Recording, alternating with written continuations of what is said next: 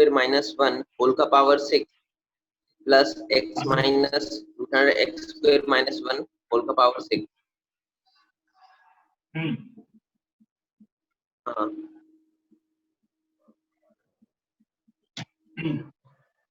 बोलो। Highest degree पूछे थे, तो अगर हाँ। यहाँ पे x की जगह पे एक्स स्क्वायर होगा तो हाईएस्ट डिग्री तभी हम लोग T7 का ही लेते हैं। अच्छा नहीं समझा मैं। अच्छा ये कहना चाह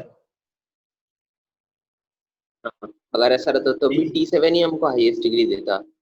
नहीं नहीं, अब क्या होता क्या है ना, एक्चुअली क्या है ना, इस तो पूरे टर्म्स में हम लोग फाइनली पूरा देख लेते हैं। जैसे मैं बोलूं कि 6 है तो टोटल 7 टर्म खुले होंगे, तो 2 में से T1 प्लस T3 प्लस हाँ T4 और T5 प्लस T7 तक जाना है अपने को, सही है। हाँ लेकिन हम लोग क्या देखते हैं कि सर यहाँ पे T1 अगर निकालोगे तो यहाँ पे R इक्वल टू 0 लेना है, और यहाँ पे T1 यानी R यहाँ पे लेना, तो ये 6 लेना है। समझ में आ रहा है? 6। तो हम लोग इस है ना ऑब्जर्वेशन से ये देखते हैं कि मैक्सिमम टर्म्स यहाँ से मिलेगा, यानी R का पावर ज्यादा है यहाँ से, तो डिग्री ज्यादा यहाँ से मिलने का चांसेस होगा।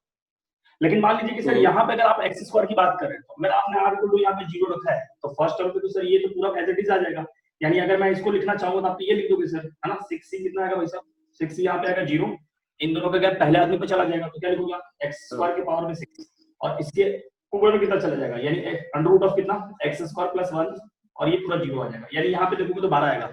लेकिन सर एक काम करते हैं, अगर मैं इधर से देखूं, इधर से अगर देखना चाहूँ, तो यहाँ पे फर्स्ट टर्म के ऊपर में तो चला जाएगा 0, क्योंकि आप इसको अगर लिखना चाहेंगे तो आएगा 6c, यहाँ पे एक्स स्क्वायर के पावर में कितना आ जाएगा 0 का पावर 0। और यहाँ पे क्या रूट है तो 2 दे दूंगा मैं, अलग चला जाएगा, तो ये आ जाएगा आपका एक्स स्क्वायर प्लस 1, और होल पावर कितना आ जाएगा सर, यहाँ पे होल का पावर 3 आ जाएगा। तो अब आप यहाँ पे देखिए सर, यहाँ पे कितना आ जा रहा है, 6 आ जाएगा। हाँ तो हम लोग क्या कहते हैं, वो ऑब्जर्वेशन से होता है कि अगर पहले वाले का डिग्री कम है और दूसरे वाले का डिग्री ज्यादा है, तो उस हिसाब से हम लोग आगे बात कर लेते हैं, ठीक है। लेकिन इन जनरल हम लोग बात करते हैं। लेकिन अगर एक्चुअल में अगर देखा जाए तो हम लोग टर्म्स को ध्यान में रखते हुए काम करते हैं। ऐसा नहीं होता कि हम डायरेक्टली फर्स्ट टर्म या लास्ट टर्म को देख करके बात खत्म कर देते हैं, नहीं। हो सकता है उसके बीच वाले टर्म में किसी का डिग्री ज्यादा निकल के पड़ा है, वो डिपेंड करता है एक्स का पावर कैसा है। बीच वाला कैसे, कोई एग्जांपल जैसे एग्जांपल के लिए अगर मैं बीच वाला टर्म के लिए, जैसे मान लो कि 5 ले लेता हूँ, और यहाँ पे r इक्वल टू 4 कर दिया यहाँ पे, तो ये आ गया 64, और यहाँ पे एक्स स्क्वायर के पावर में कितना आ जाएगा, 2 आ जाएगा, ठीक है। और यहाँ पे अगर आप बात करेंगे तो ये तो 4 है सर, 4 के लिए ढक्कन लगा देंगे, और यहाँ पे क्या लिखेंगे, एक्स स्क्वायर प्लस, ठीक है, और ये होल स्क्वायर आ जाएगा, तो ये 2 2 4 और 4 और 2 6 आ जाएगा, 8 आ जाएगा, 4 8, हाँ उल्टा बोल दिया क्या, अच्छा 2 2 4 4 ये 8, यहाँ पे 18 है, ठीक है। तो हम लोग क्या करते हैं, डिग्री का 8 नहीं हाईएस्ट डिग्री 8 नहीं होगा, यहाँ हाईएस्ट डिग्री तो हमारा 12 निकल गया है। ओ हाँ ठीक है, हाँ है ना। तो हम लोग क्या करते हैं ना कि इन जनरल कभी कभी बात करते हैं कि सर फर्स्ट टर्म या लास्ट टर्म। पिछली क्लास में भी एक बच्चे ने बोला सर फर्स्ट टर्म से आंसर आ जाएगा, बोला था हमने। तो हो क्या रहा है कि सर फर्स्ट टर्म और लास्ट टर्म इन जनरल हम लोग बात करेंगे, तो सर इन जनरल हम लोग बात करते हैं कि अगर डिग्री उधर का कम होता तो इधर ज्यादा होता, तो हम लोग लास्ट टर्म को देख करके, क्योंकि आर का वैल्यू यहाँ ज्यादा मिलेगा, हम लोग करके आंसर निकालेंगे। लेकिन क्या होता है कि एक्स का यहाँ भी वैल्यू यहाँ भी वैल्यू, तो हम लोग आराम से चेक कर लेते हैं सर किधर आएगा, ज्यादा टाइम भी नहीं लगता, 1 मिनट से ज्यादा टाइम नहीं लगता इसमें, ठीक है। चलो और कोई डाउट किसी को?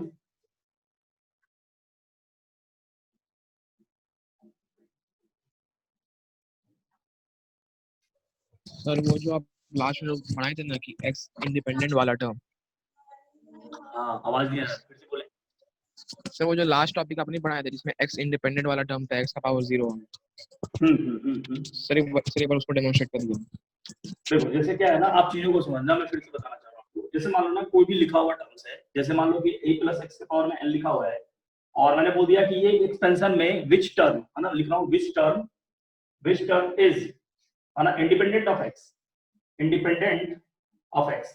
इसका क्या मतलब होगा ना भाई साहब कि कौन सा इसमें टर्म है जो एक्स पे डिपेंड नहीं कर रहा है। तो भाई कभी भी इंडिपेंडेंट ऑफ टर्म बोले, या फिर ऐसे बोल सकता है कि एक्स के पावर 0, एक्स के पावर 0 क्या होता है, 1 होता है। इट मींस मतलब अल्टीमेटली आपसे ये बात करना चाह रहा है कि भाई साहब इंडिपेंडेंट ऑफ एक्स बोल दूं, या फिर आप बोले कि एक्स के पावर 0 बोल दो। तो आपको करना क्या होता है कि आपको स्टेप 1 लिखना पड़ता है कि सर हम लोग काम करते हैं जनरल टर्म्स का। तो जनरल टर्म में क्या होगा, जनरल टर्म लिखते क्यों है, हम लोग एक्स के कोएफिशिएंट को एक्यूमुलेट करते हैं। यहाँ पे जनरल टर्म आपको पता चल गया, ये एनसीआर है, और इन दोनों का क्या है, a के पावर n माइनस r है, और यहाँ पे x के पावर r है। तो हमने x का टर्म निकाल लिया, यानी क्या, x का डिग्री निकाल लिया। अब क्या करना है कि सर हमने पूछा, यानी क्वेश्चन वाले ने पूछा कि कौन सा टर्म इंडिपेंडेंट ऑफ x है। इसका मतलब ये हुआ कि x का पावर 0 कर देंगे। 0 करने के लिए इस r को 0 के सामने कर, और ये जो भी आर आएगा, ये जो भी आर आएगा, अब इसको क्या करना है, इसके कोएफिशिएंट में, ये नहीं कि वापस इसमें पुट करो तो भी जीरो ही देगा, पकड़ में आ रहा है। तो पहला टर्म क्या है कि किसी भी एक्सपेंशन का जनरल टर्म आप लिखें, जनरल टर्म लिखने के बाद क्या करना होता है कि सर जो भी डिग्री बोला गया, इवन ये इंडिपेंडेंट ऑफ एक्स की बात नहीं कर रहा है, ये किसी भी डिग्री की बात कर सकता है, आपको अपने जीरो हो सकता है ये बोल दे कि एक्स के पावर यहाँ पे 7 का आंसर निकाल, ये भी पूछ सकता है, both of the same question, यानी एक्स की पावर की बात करेगा। तो कभी भी एक्स की पावर का बात करें तो किसी भी एक्सप्रेशन, किसी भी बाइनोमियल एक्सप्रेशन उसका जीटी लिखें आप, जीटी लिखने के बाद एक्स का डिग्री इक्विवेलेंट करें, डिग्री को क्या करें, इक्वेट कर दे जो भी आपसे मांगा है। अभी 0 मांगा तो मैंने 0 करा, अब यहाँ पे 7 मांगा तो 7, और इस 7 को रखना क्या है, इसका इस्तेमाल कहाँ होगा, इसका इस्तेमाल यहाँ पे बस उसके कोएफिशिएंट, यहाँ पकड़ में आया आपको? Yes sir. चलो, और किसी को कोई डाउट है? सर डीपीपी से है। हाँ बिल्कुल, डीपीपी से भी क्वेश्चन लूंगा, थोड़ा देर बस और रुक जाओ, मैं और जो पूछ लेता हूँ, जो पढ़ा है उसमें स्कूल डाउट है, क्योंकि 2-3 क्वेश्चन मैं और करा देता हूँ ताकि डीपीपी का सारा खत्म हो जाएगा, जो भी दर्द होगा उसमें सब खत्म, ठीक है। चलिए, तो यहाँ तक आप देख लीजिए, यहाँ तक में किसी को कोई है ना दर्द है, तकलीफ है कि सर ये क्वेश्चन नहीं करा था, ये इस तरह का क्वेश्चन सवाल अभी हमने करा नहीं है, तो 1-2 क्वेश्चन करा दो सर इसके ऊपर, थोड़ा अच्छा रहता, ठीक है। फिलहाल मैं बात करता हूँ यहाँ पे क्या है, 1-2 क्वेश्चन मैं आपके सामने रखना चाह रहा हूँ, ये 2 क्वेश्चन कर लेते हैं, एंड देन इसके बाद हम लोग आगे बढ़ेंगे, प्रोसीड करेंगे इसके ऊपर किस तरह के क्वेश्चन आएंगे इसमें, ठीक है। चलो, यहाँ तक में किसी को कोई डाउट नहीं है, है ना। पिछले क्लास से रिलेटेड अगर कोई डाउट है तो आप मेरे से पूछे अभी कि सर ये इस तरह के क्वेश्चन और कैसे करना है, आप मेरे से पूछ सकते हैं, ठीक है। चलिए, तो एक क्वेश्चन मैं आपके सामने रखना चाह रहा हूँ, उस क्वेश्चन का क्या, है ना, कैसे सॉल्व करेंगे या कैसे उसको देखना है, समझना है। क्वेश्चन देखो आपके सामने, मैं थोड़ा मार्जिन कीजिए, ये यहाँ से चलना है, ठीक है। चलिए, क्वेश्चन क्या दे रखा है यहाँ पे, क्वेश्चन ऐसा है आपके सामने, find total number of, find total number of, find total numbers of rational term, rational and irrational term, irrational term, board दिख रहा है सभी को, मैं कहीं ऊपर तो नहीं लिखते चला जा रहा हूँ, है ना, नहीं दिखी तो एटलीस्ट बोल दिया, ठीक है। चलिए, क्वेश्चन यहाँ पे लिख रहा हूँ वापस से, find total number of, total numbers of rational, है ना, rational and irrational term, irrational term in expansion of, in expression of, ऐसे लिखेंगे, इन एक्सपेंशन ऑफ क्या लिखा है 1/2 के पावर में, सॉरी 2 के पावर में 1/2 प्लस 3 के पावर में 1/5 होल पावर 10। इस तरह के क्वेश्चंस में करना क्या है, समझना अच्छे से, एक एक चीज को देख लो अच्छे से, क्वेश्चन वाले ने क्या बोला है आपसे, क्या मांगा है, ध्यान से समझना अच्छे से, आपके पूरा डीबीबी में इस तरह का क्वेश्चन पड़ा हुआ है। तो इसने बोला ना कि इस एक्सपेंशन में, इस बाइनोमियल एक्सपेंशन में कितने रैशनल टर्म और कितने इरैशनल टर्म, इसका मतलब रैशनल और इरैशनल टर्म का क्या मतलब होता है मैं आपको बताना चाहता हूँ। जैसे मान लीजिए कि मैंने वैल्यू निकालना, मान लीजिए T5 का जो आंसर आ रहा है, जो लिखना चाह रहा हूँ T5 का आंसर आ रहा है, जैसे मान लीजिए कि सर ये आ गया T, है ना, मान लीजिए कि सर ऐसा है T5 का वैल्यू ऐसा है कि सर यहाँ पर यह 10C5 और यहाँ पे आ गया 2 का पावर और यहाँ आ गया 3 का पावर, है ना, ये 2 के पावर 2 है, 3 के पावर 3 है, लेट सपोज कर ले रहा हूँ मैं। तो ध्यान रखना कि सर T5 का जो आंसर आया, तो पता है कि एनसीआर जो होता है वो नेचुरल, एनसीआर की वैल्यू नेचुरल नंबर ही आएगा, यकीन नहीं होता देख लेते एक बार, 5 से 2 का आंसर आप देख लीजिए, तो 5 into, है ना, 4 और नीचे क्या लिखेंगे 2, ये कट गया जो आंसर है नेचुरल नंबर आ रहा है, यानी जो भी एनसीआर है वो नेचुरल नंबर होता है, ठीक है, ये नेचुरल नंबर है। अगर ये नेचुरल नंबर है तो आपको पता होना चाहिए नेचुरल नंबर एक रैशनल नंबर है, ठीक है सर, ये भी समझ में आ गया। 2 के पावर 2 ये 4 है और ये कैसा है, ना 27 है, यानी आप पूरा प्रोडक्ट करोगे ना तो ये टोटल नेचुरल नंबर का प्रोडक्ट है, तो नेचुरल नंबर ही आएगा सर, और नेचुरल नंबर अगर आ रहा है तो हम कह देंगे ये रैशनल टर्म। भवार्थ कहने का क्या मतलब हुआ कि वैसा टर्म में कभी भी इरैशनल वैल्यू नहीं आए, उसको हम लोग कहेंगे रैशनल। P/Q के फॉर्म में, P/Q के फॉर्म में टर्म नहीं आना चाहिए, सिंपल सी बात ही कहना चाह रहा हूं कि किसी भी टर्म में P/Q का टर्म अगर नहीं आता है, यानी वैल्यू नहीं आता है, तो वो रैशनल नहीं कहलाएगा, समझ आ रहा है। और अगर P/Q का वैल्यू अगर आता है तो वो रैशनल कहलाएगा, ठीक है, सिंपल सी बात है। तो आपको T5 यानी जो भी आएगा टर्म आपको रैशनल देखना है, यानी P/Q के फॉर्म में आ जाए चलेगा, चलेगा भाई साहब, ठीक है, यहाँ पे 2, 4, 1/2 ये सब चलेगा, लेकिन इरैशनल क्या होता है, इरैशनल वाले से √2 आ जाए, 1/√2 आ जाए, ये सब टर्म्स कैसे हैं, इरैशनल टर्म्स। चलिए, तो करना क्या, स्टेट कैसा होगा समझना अच्छे से, इस तरह क्वेश्चन को कैसे डील करते हैं, एक एक चीज को समझना, दोनों क्वेश्चन मैंने करा दिया। चलो, पहले एक सवाल पूछ लेता हूँ, जल्दी से बताना कि सर इसका और इसका पावर दे रखा है 10, कितने लोग बता सकते हैं कि इसके कितने टर्म्स होंगे, टोटल नंबर ऑफ टर्म्स 11। बहुत बढ़िया, टोटल नंबर ऑफ टर्म्स जो आ गया इक्वल टू 11 आ गया। जैसे मैंने देखा कि टोटल नंबर ऑफ टर्म्स 11 आ गया, इसको यही रख दिया, इक्वेशन नंबर 1 मान के छोड़ दिया। अब मैं क्या करूंगा ना कि बस दूसरा पॉइंट जो लिखूंगा इसका क्या करना है, जीटी, क्या लिखेंगे, जीटी। तो जनरल टर्म क्या लिखना है स्टेप 2 में, जीटी लिखो भाई फटाक से। तो यहाँ लिखा 10 सी आर, लिखा सभी को, इन दोनों का गैप पहले आदमी पे लिख देता हूं फटाफट करके, ये आ गया मेरे से 2 n माइनस r, सही है। अच्छा, और यहाँ पे क्या लिखो भाई सब जल्दी बताना, 3 होल पावर कितना भाई 5/r, सॉरी r/5, ठीक है। अब एक सवाल पूछता हूँ, जल्दी सोच के बताना जल्दी से कि सर ये वाला टर्म जो है, ये जनरल टर्म, ये रैशनल होना चाहिए, रैशनल बना दो सर। तो रैशनल बनाने के लिए कि सर ये जो पावर है आपको रैशनल लेना पड़ेगा, नहीं है पकड़। अगर आपने इसको रैशनल बना दिया, यानी क्या इसका पावर ऐसा बना दो कि सर ये पूरा टर्म रैशनल बन जाए, यानी सर 1 2 3 टाइप का आना चालू करते हैं। सुनना, तो मैं क्या कर रहा हूँ सर, फॉर रैशनल है ना, फॉर रैशनल टर्म यहाँ पे लिख रहा हूँ, फॉर रैशनल टर्म क्या करूंगा, सुनना, 10 माइनस r डिवाइड बाय 2 को क्या होना पड़ेगा, इंटीजर, इंटीजर होना पड़ेगा भाई साहब। दूसरा क्या लिख रहा हूँ यहाँ पे, r/5 को भी क्या होना पड़ेगा, इंटीजर। अरे इंटीजर रखोगे तब तो आएगा, जैसे एग्जांपल के लिए 2 की पावर 2 और यहाँ पे 3 की पावर 5, जैसे मान लो 3 आ गया, तो क्या ये इंटीजर नहीं देगा क्या, हाँ इंटीजर देगा। और इंटीजर कैसा होता है, रैशनल, क्या। तो कॉन्सेप्ट क्या कहना चाह रहा है सर, कॉन्सेप्ट सिखाना क्या चाह रहा हूँ, कॉन्सेप्ट ये सिखाना चाह रहा हूँ कि पहला नंबर ऑफ टर्म लिखिए, दूसरा जीटी लिखिए, और जो भी आ जाए उसको बस यहाँ पे लिख दे कि इंटीजर आना चाहिए, कैसा आना चाहिए, integer for the rational terms, लिखा मैंने फॉर रैशनल टर्म्स, ठीक है। तो रैशनल टर्म्स के लिए आपको ऐसा लिखना चाहिए, पहला हो गया, ये r/5 है, ये भी कैसा होना चाहिए।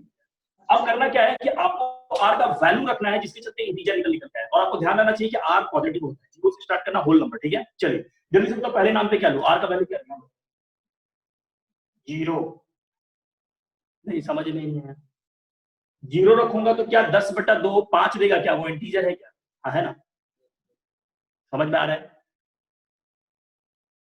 चलो कोई बात नहीं, अगला कोई बता सकता है क्या रखूं कि इंटीजर आ जाए, 1 रखेंगे तो इंटीजर देगा क्या, 2, हाँ बहुत बढ़िया, 2 रखेंगे तो इंटीजर देगा, बहुत बढ़िया। अगला 4, बहुत बढ़िया, अगला 6, अगला 8, और हो सकता है कुछ, हाँ 10 तो हो ही सकता है, हाँ सही है। चलिए सिमिलरली आपने अगर इस तरह से सोच लिया है तो इस तरह से इधर भी सोचिए, चलो r का वैल्यू क्या है, 0, हाँ 0 रख सकता हूं मैं, 5, अगला 10, अगला, और आगे जाऊं क्या, नहीं जा सकते क्योंकि इसकी औकात r का मैक्सिमम 10 तक की है, उससे ज्यादा आप नहीं भाग सकते, ठीक है। तो अब बताना क्या है कि आपको करना क्या है, यहाँ तक पहुंच गए, अब लास्ट स्टेप बता रहा हूं, जल्दी सोच के बताना चाहिए। कितने लोग बता सकते हैं कि ये AP है, AP, आंखें खोल के देखो, सही है, और ये भी AP है भाई साहब, ये भी AP है, 2 AP है, 2 AP, तो इस AP का कॉमन डिफरेंस को बता सकता है 5, और इसका कॉमन डिफरेंस कौन बताएगा, D1। 2, अब आपको क्या करना है, नया न्यू AP, यहाँ पे लिख रहा हूँ न्यू AP, बस न्यू AP लिखना, कितने कॉमन टर्म्स होंगे, कितने कॉमन टर्म्स बताओ, न्यू AP बताओ, कॉमन टर्म्स कितने, जल्दी बताओ। पहला कॉमन टर्म किसी को दिखा, 0, हाँ ठीक सर, है। और हाँ, और जो नया AP आ रहा है उसका D1 D2 का एलसीएम जल्दी से बताओ कितना आ रहा है, इन दोनों का एलसीएम 2 5 का एलसीएम 10 होता है क्या, सही है, 2 और ये 5 का एलसीएम 10 होता है। तो जल्दी से बताओ कि जो नया वाला AP होगा, मैं सिंपल सी बात करता हूँ, ये AP आपको दिखा, ये AP दिखा, बताइए दोनों में कितने कॉमन टर्म्स हैं, एक और है 10, 0 और 10, बस। तो जल्दी से बताना, ये न्यू AP आ गया भाई साहब, और 0 और 10 आपको क्या दिखा रहा है, बस ये दिखा रहा है साहब, यहाँ पे लिखा हूं, तो इसलिए मैं लिख सकता हूँ at r equal to 0 और कॉमा 10, ध्यान समझना, r equal to 0 कॉमा 10 है ना, पे है ना, टोटल इंटीग्रल टर्म मिलेगा भाई साहब, टोटल क्या लिखा हूं, इंटीग्रल बोल रहा हूं, टोटल रैशनल टर्म मिलेंगे, टोटल रैशनल टर्म, यानी कितना मिला भाई, इसलिए टोटल रैशनल टर्म कितना मिला, total rational term equal to 2, सही है। सीधा सीधा बात कर रहा हूँ, 2 AP आएगा, दोनों AP का common term is equal to rational term, सही है। जल्दी से सोच लो, इसमें कहीं कोई डाउट है तो फिर से रिपीट कर दो, सुनना अच्छे से। आपको GT लिखा, R का वैल्यू निकालो, दोनों का कॉमन टर्म्स देख लो, जितने कॉमन्स होंगे वही total number of rational term देंगे, ठीक है। अभी टोटल नंबर ऑफ रैशनल आ गया, कितने लोग बता सकते हैं कि टोटल टर्म्स कितने थे, टोटल टर्म्स 11। अब बताना 11 में से 2 आपके रैशनल आ गए, तो बताना इरैशनल कितने बचे, 9, 9 हो गया सिंपल। सो इसलिए अगेन यहाँ पे लिख रहा हूँ, again total irrational term, total irrational term equal to 11 minus 2 equal to 9, तो रैशनल 2 है, इरैशनल 9 है, कॉपी करें। तो ये न्यू AP वाला नहीं समझ में आया, D1 D2 ठीक है, 2 5, उसके बाद क्या किए, अच्छा ये 2 AP आया ना, फिर उसके बाद क्या किए, कभी आपने एपी में 10th क्लास में भी सॉल्व करा होगा, दो एपी में कॉमन टर्म्स कैसे निकालते थे? पहला आदमी ढूंढते थे, वही LCM। पहला आदमी ढूंढ करके दोनों का D1 D2 का एलसीएम लेते थे, ठीक है? पहला आदमी ढूंढ लिया 0 है और दोनों का D1 D2 का एलसीएम ले लिया, न्यू एपी आ गया। 0 के बाद अगला गैप कितने पे? 10, ठीक है? हाँ चलो बहुत बढ़िया। तो ये टोटल न्यू एपी यानी दो ही टर्म्स आएंगे जिसमें आपका रैशनल नंबर यानी रैशनल टर्म्स आपको मिलेगा, ठीक है? और उसके बाद इरैशनल कितने हो गए? 11 चलो तो यहाँ पे ये हो गया भाई, ये भी एक तरह का क्वेश्चन है जो मैंने आपको करवा दिया, आपके डीपीपी में पड़ा हुआ है, परेशान मत करना कैसे था तो पता चल गया कि सर पहले अपने को जीटी लिखना है एंड देन दूसरे के बाद क्या करना है सर, आर का वैल्यू यानी कि जो पावर आ रहा है उसको हम लोग इंटीजर के सामने छोड़ देंगे। चलो तो यहाँ तक आपने इस तरह के क्वेश्चंस को टैकल कर दिया, ठीक है? अब एक काम कर लेते हैं, जल्दी से हम लोग एक हेडिंग और ले लेते हैं फटाफट करके, समझना भाई। बोलो। यहाँ पे तो छोटा पावर था जैसे 10, तब ना हम चेक कर लिए तुरंत। मान लीजिए कोई बड़ा पावर रहेगा, 999 रहेगा, 100 रहेगा, तो फिर चेक कैसे करेंगे? सेम कॉन्सेप्ट है, आपको बस नंबर ऑफ टर्म्स ढूंढ लेना है, कॉमन एपी के नंबर ऑफ टर्म्स। जैसे मान लो पहला एपी आपका आ गया 1 से लेकर के 500 आया, लेट्स सपोज कर लेता हूँ 1 से लेकर के 500 आया, और दूसरे एपी में जैसे मान लीजिए ऑड नंबर का 300 लेकर के 399 तक आ रहा है, लेट्स सपोज कर लेना, ठीक है? तो भाई 1 से 500 और इधर 3 से 399 तक है, तो दोनों में तो कुछ कॉमन टर्म्स होंगे। पहला टर्म मिल गया आपको, इधर भी एक 3 मिला होगा, इधर भी 3, बस कॉमन डिफरेंस कैल्शियम लेकर के आगे बढ़ जाना है,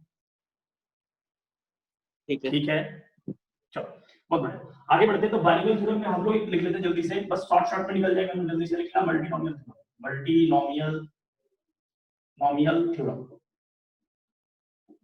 मल्टीनोमियल थ्योरम फटाफट करके लिख लो। मल्टीनोमियल क्या होता है, मल्टीनोमियल थ्योरम होता क्या है पहले ये, ठीक है ना? then the expression contain when any expression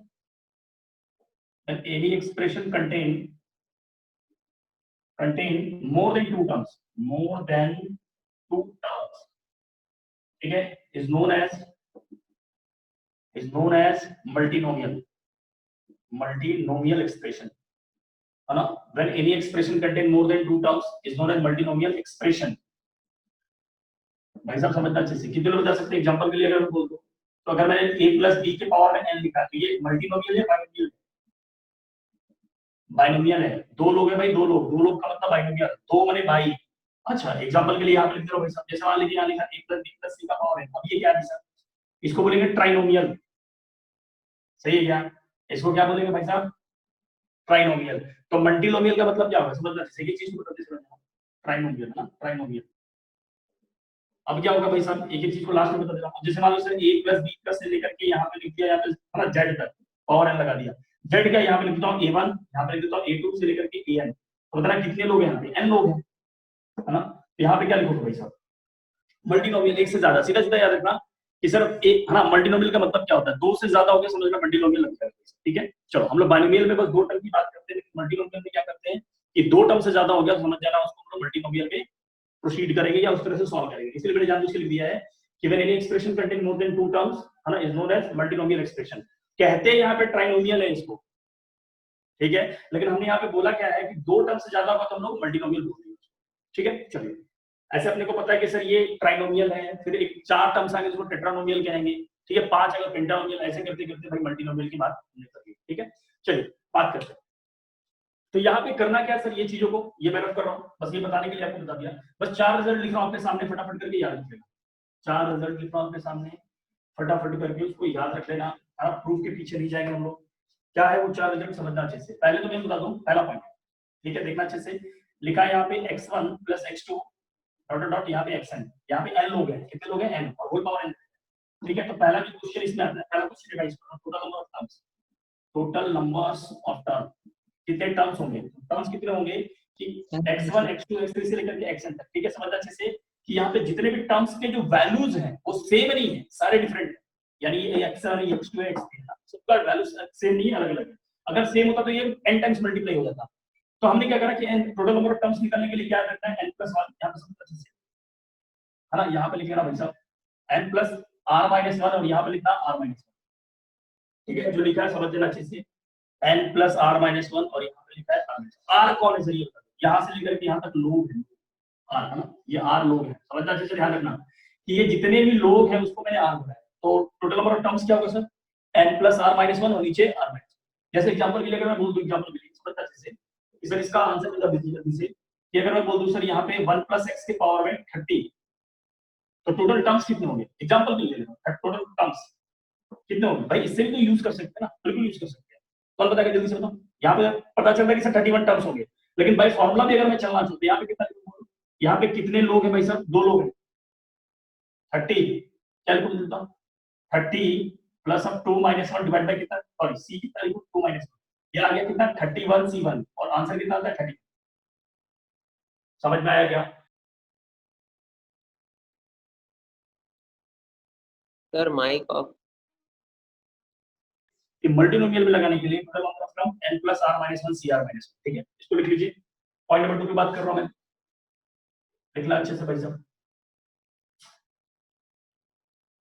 point number 2 कहता है कि sir x1 plus x2 dot dot x plus n है ना, होल पावर n, इसको लिखें कैसे, चीजों को समझना अच्छे से।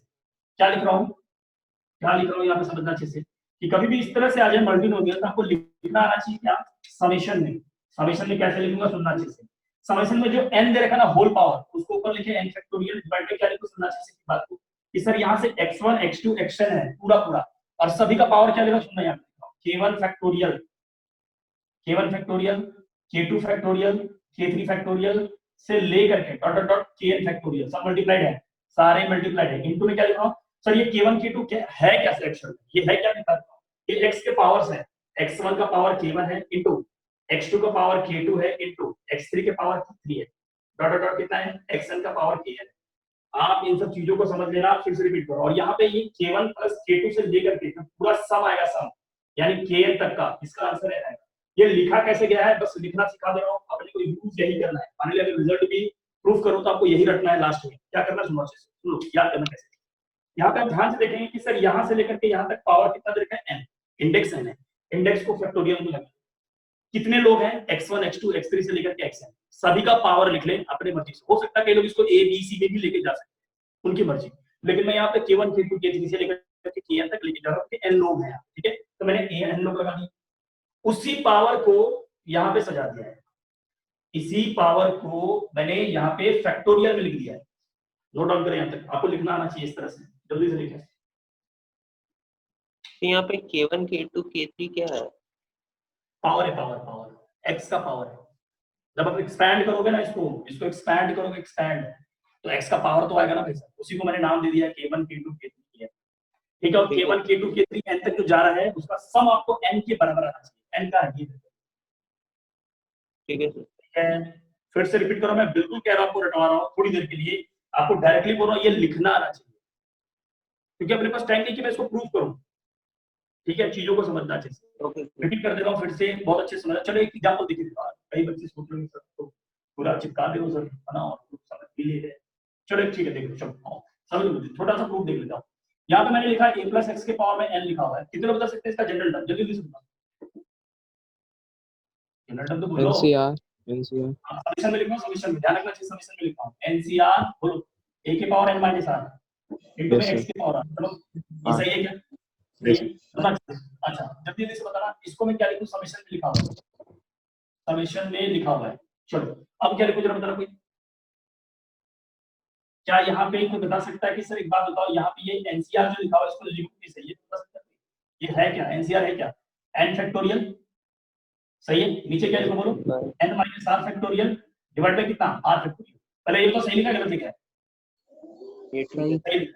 अच्छा a के पावर मैंने लिखा n माइनस r इनटू में कितना लिखा x की पावर r, मैंने क्या करा लेट कर लिया, मतलब लेट कर लिया, n माइनस r को मैंने बोला k1 और सर r को बोल दिया k2। अब जल्दी से बताओ जो फार्मूला चमक क्या है वो बताओ, n माइनस r को आपने k1 बोला है, बोलो क्या लिखो n फैक्टोरियल, अभी अभी आपने एग्री करा सर n माइनस r को k1 बोलना है, यहाँ पे k1 होगा यानी k1 फैक्टोरियल, नहीं समझ में आया, और r को क्या बोला है k2 फैक्टोरियल, यहाँ पे k2 फैक्टोरियल हो गया, सॉरी r को k2 बोला है तो ये फैक्टोरियल हो गया, इनटू में सर यहाँ बोलो a के पावर कितना लिखूं, a के पावर आ गया सर k1 और इसके पावर क्या आया सर x के पावर k2।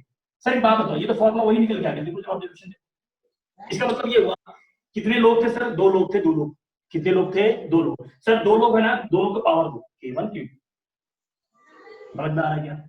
अच्छा नीचे क्या लिखा सर, यही पावर को फैक्टोरियल लगाया, कितने लोग थे n फैक्टोरियल लगाया। नहीं समझ में नहीं आ रहा मैं क्या बोल रहा आया हूँ। सही है चलो बहुत बढ़िया। तो बस ये छोटा सा देख करके हम लोग प्रूफ यहाँ तक समझ जाते हैं, ज्यादा एक्सप्लेन करने की जरूरत नहीं है। बस फाइनली मैंने आपको बोला था स्टार्टिंग में कि आप एक बार इसको देख लो, अच्छे से समझ लो, फिर से रिपीट करा देना। मैंने बिठा दिया क्या? उसको लिखना था क्या? कोई बात नहीं सर, ठीक है। कोई बात नहीं। आइए सर चीजों को समझना, एक एक बात को फिर से रिपीट कर रहा हूँ। x1 से लेकर के xn होल पावर n दे रखा है। करना क्या है साहब, जितना n है उतना नीचे लिखो, जितने लोग हैं उनके पावर इधर लिखो, और उसी पावर को नीचे लिख दो भाई q1 q2 से लेकर के n तक, और यहाँ उनका सम होना चाहिए बराबर में n। ठीक है चलिए बहुत बढ़िया, यहाँ तक आपने लिख लिया होगा। आइए अब इसमें क्या पॉइंट नंबर 2 हो गया, पॉइंट नंबर 3 की बात कर रहा हूँ। पॉइंट नंबर 3 की बात कर रहा हूँ। थर्ड नंबर क्या है यहाँ पे समझना, बहुत इंपॉर्टेंट है समझना। द कोएफिशिएंट ऑफ, क्या लिख रहा हूँ, द कोएफिशिएंट ऑफ, जो आपने अभी भी देखा, the coefficient of x to the power 1 k k1 into x to the power, है ना, x2 k2 से लेकर के xn kn। ठीक है, the coefficient of x1 k1 power में, x2 k2 पावर में, और ये xn kn पावर में। ठीक है, इसका कोएफिशिएंट क्या था तो बता सकता है, अभी थोड़ी देर पहले लिखा, तो आंसर यहाँ पे लिख रहा हूँ समझ लेना। क्या आपने आंसर ये लिखा था क्या, n factorial divide by k1 factorial, k2 factorial, k3 factorial से लेकर के kn फैक्टोरियल। होप आपको ये समझ में आया होगा। अरे कुछ देर पहले लिखा था ना, जैसे यहाँ पे कुछ लिखा हुआ था और यही तो था अपना, ये पूरा यहाँ बैठा हुआ था, यही तो है कोएफिशिएंट। सही है क्या? Yes sir. चलिए तो ये मैंने आपको बता दिया, चीजों को समझ लेना अच्छे से एक चीज करके। आइए तो ये कोएफिशिएंट का कैसा आ गया, अब चीजों को कैसे सॉल्व करना है, कैसे क्वेश्चन प्रोसीड करना है वो इंपॉर्टेंट है। ठीक है, आइए इस पे छोटा सा क्वेश्चन लेते जल्दी से, ताकि आप इसको मेरे को आंसर जल्दी से बता दें। 2-3 क्वेश्चन ले लेता हूं, आपके डीपीपी पे भी पड़ा हुआ है, ताकि जब आप डीपीपी सॉल्व करें, है ना, तो अचानक से वो क्वेश्चन देखने के बाद आप कॉमा बना, सर ये तो बताया नहीं था, अगली बार में सर मिलेंगे तो मैं उसको कॉमा भेज रहा है, उससे पहले मैं आपको बता। ठीक है, आइए सर मल्टीनोमियल थ्योरम पे क्वेश्चन ले लेता हूं मैं आपके सामने, थोड़े प्यार से क्वेश्चन ले रहे हैं। क्या क्वेश्चन लिखो यहाँ पे। हाँ, फाइंड द कोएफिशिएंट ऑफ, बहुत बेसिक सा क्वेश्चन दे रहा हूं, find the coefficient of, find the coefficient of a3 b power 4 c to the power 7। ठीक है, बहुत बेसिक सा दे रहा हूं। इन द एक्सपेंशन, सॉरी a5 लिखा हुआ है, a5 और यहाँ पे दे रखा है a5 b4, यहाँ पे दे रखा है c2। ठीक है, अच्छा, और यहाँ पे इसने बोला है c2 देखो, इन the expansion of, in the expansion of a plus b plus c plus d whole to the power 15, a plus b plus c plus d whole to the power 15। क्या करना है, सुनो, बहुत बेसिक सा question है, बहुत ही आसान है ना, आराम से क्वेश्चन ही बन जाता है। चलो जल्दी करते हैं। अच्छी बात है ना, यहाँ a के पावर दिया, b के पावर दिया, c के पावर दिया, d का पावर दिया है क्या? हाँ सर। नहीं, तो d का पावर हम लोग यहाँ पे मान लेंगे अपने मन से 0 है, 0 चलेगा। चलिए आइए, इसका कोएफिशिएंट मांगा भाई साहब, इसका कोएफिशिएंट 4 लोगों का कोएफिशिएंट मांगा। यहाँ पे कितने लोग थे, n लोग था, n लोग थे, तो इसका कोएफिशिएंट कितना आया था, तो यहाँ पे तो 4 ही लोग हैं सर, तो कोएफिशिएंट लिखो कितना, होल पावर कितना है सर 15, तो 15 को क्या लिखो 15 फैक्टोरियल, डिवाइड में क्या लिखो जल्दी से बताओ, कितने लोग हैं 1 2 3 4, चारों का पावर दिया है इसने भाई साहब, 5 फैक्टोरियल को चारों का पावर दे रखा है, पावर जल्दी जल्दी से फैक्टोरियल में समझा दो, क्या लिखो 5 फैक्टोरियल, 4 फैक्टोरियल, 2 फैक्टोरियल, 0 फैक्टोरियल। अब ऐसा मत बोला 0 फैक्टोरियल क्या होता है, 0 फैक्टोरियल 1 होता है 1। ठीक है, सॉल्व कर लोगे इसको, this is the coefficient of the multinomial whole to the power 15। ठीक है, चलिए अब जल्दी से मैं बताना चाहता हूं कि आपके पास डीपीपी पड़ा हुआ है, जल्दी से आ जाओ, डीपीपी क्वेश्चन नंबर दे रहा हूं, सभी लोग डीपीपी निकाल लें, खटाखट करके आंसर बता देना। आपको दूं क्या,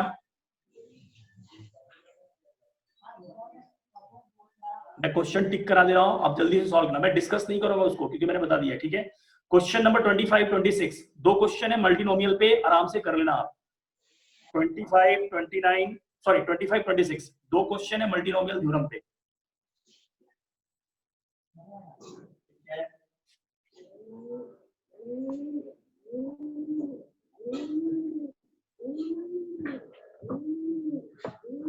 आगे बात करते हैं, तो ये मल्टीनोमियल के क्वेश्चंस थे भाई, इसके ऊपर आगे बढ़ दो।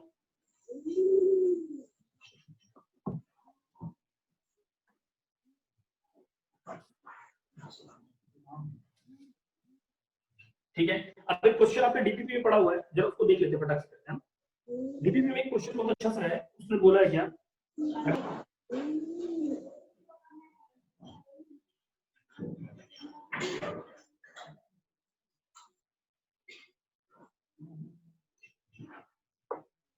क्वेश्चन नंबर सर ऑफ हो गया फिर। सर माइक ऑफ हो गया आपका।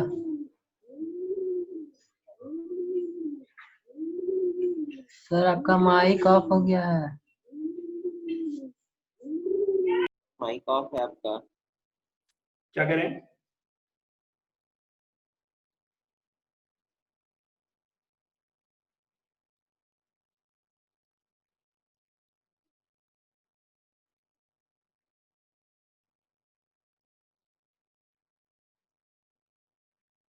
ये अचानक से विलुप्त हो गया।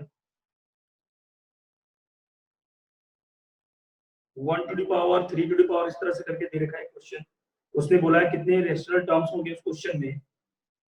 हाँ, खैर चलो ये मिल लेंगे भाई, ठीक है, चलो कोई बात नहीं, तो जितना था मैंने आपको बता दिया एज पॉसिबल। अब एक तो टॉपिक जो बचा वो क्वेश्चन की ड्यूरेशन हम लोग ले लेंगे। चलो बोलो भाई, किसका किसका डाउट है डीपीपी में, जल्दी जल्दी से बताओ, मैं क्वेश्चन बट काउंट कर रहा हूँ, जल्दी से बताना, 1 से लेके क्वेश्चन नंबर 5 तक। 3 सर। क्वेश्चन नंबर 3 देख लेते हैं, क्वेश्चन नंबर 3 3 और 5। क्वेश्चन नंबर 3 के बाद 5, ठीक है, आइए 3 और 5 में देख लेते हैं फटाफट करके। इसने बोला क्वेश्चन नंबर 3 में कि sir the term independent of x, independent of x का मतलब एक्स का डिग्री 0 किसके पास पड़ा हुआ है, ठीक है। आइए क्वेश्चन दे रखा है थर्ड वाला, सॉल्व कर लेते हैं उसको जल्दी से। x - 1/x होल पावर 4 दे रखा है, इनटू में दे रखा है x + 1/x के पावर 3 दे रखा है। कितने लोगों को पता है कि a³ * b³ को मैं लिख सकता हूं ab का पावर 3, ये तो एग्री करते हो ना इस बात से, सही है। चलिए तो मैंने क्या करा, यहाँ 4 है, यहाँ पे 3 है, मैंने 3 दे दिया, मैंने 3 इसको जानबूझ के दिया, ठीक है, जानबूझ के इसको 3 दिया, x - 1/x होल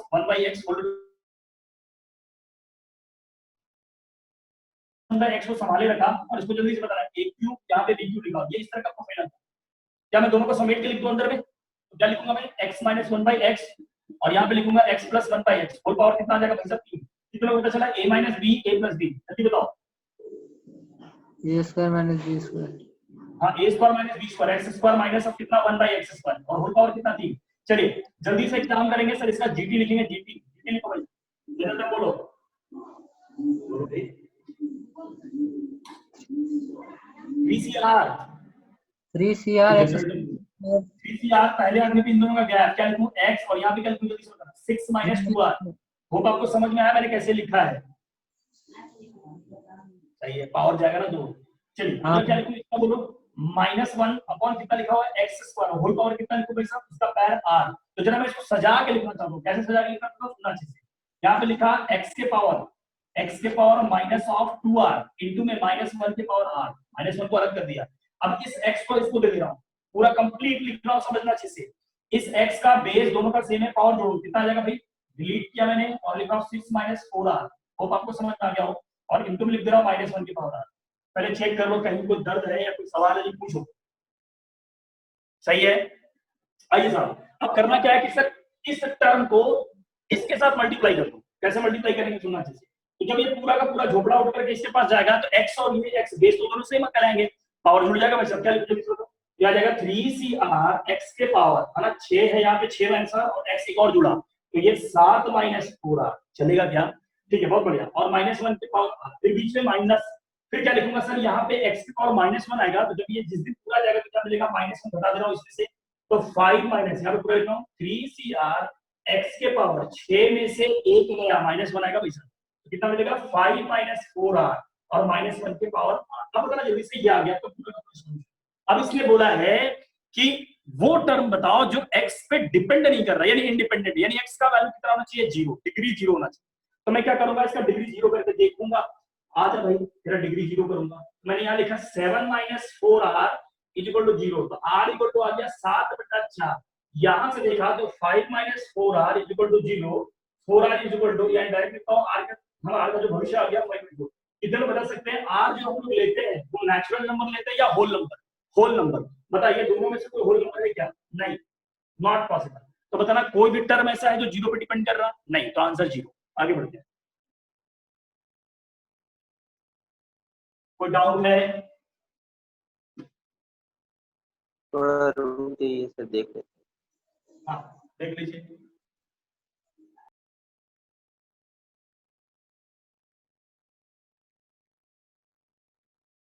सही है, कब कर रहा हूं मैं? सर, चलिए क्वेश्चन नंबर 3 निपट गया, अभी क्वेश्चन नंबर 5 पे आता हूं।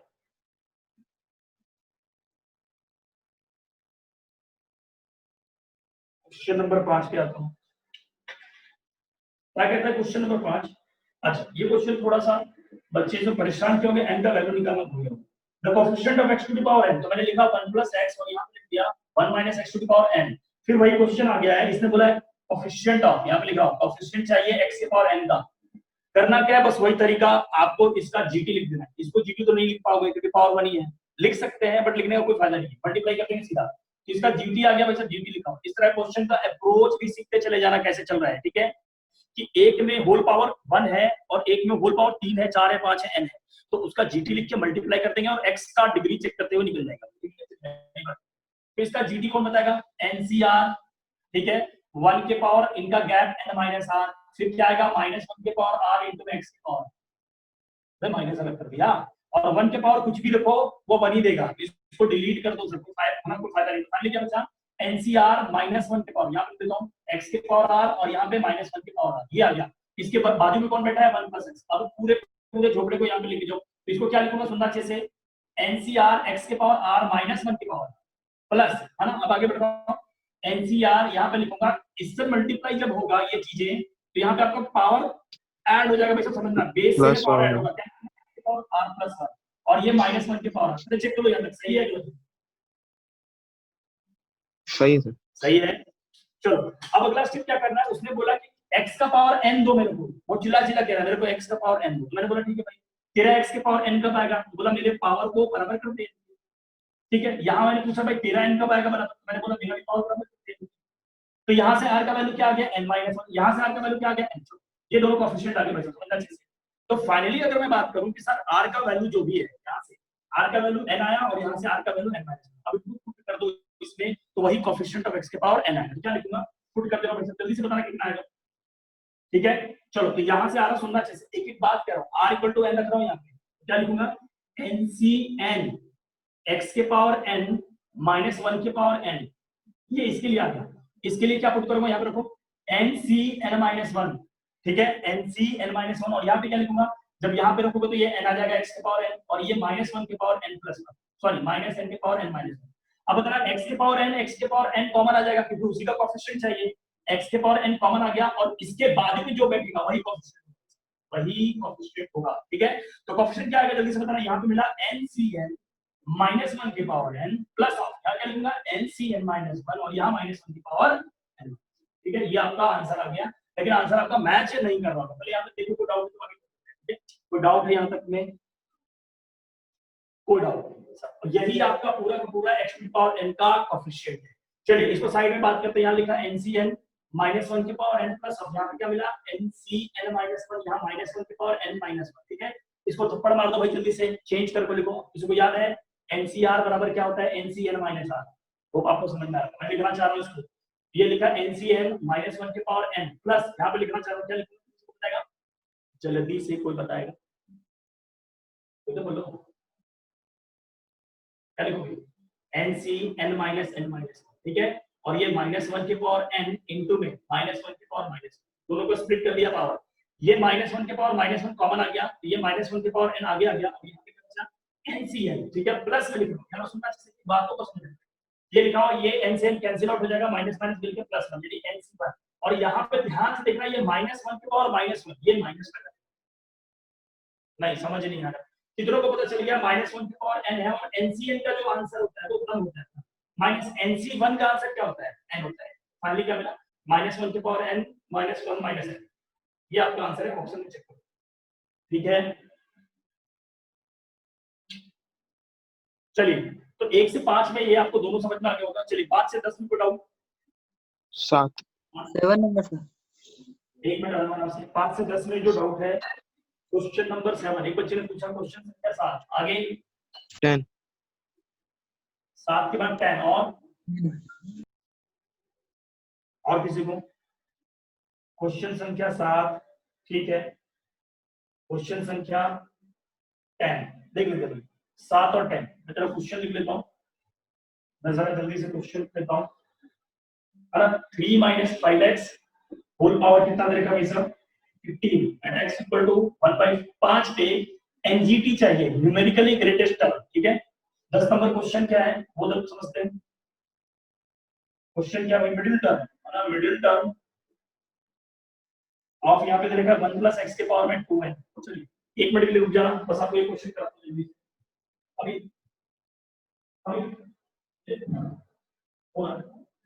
हाँ चलिए, तो ये क्वेश्चन हमने देख लिया यहाँ तक में। इन दोनों क्वेश्चन को कैसे करते हैं चीजों को समझना जल्दी से, ठीक है।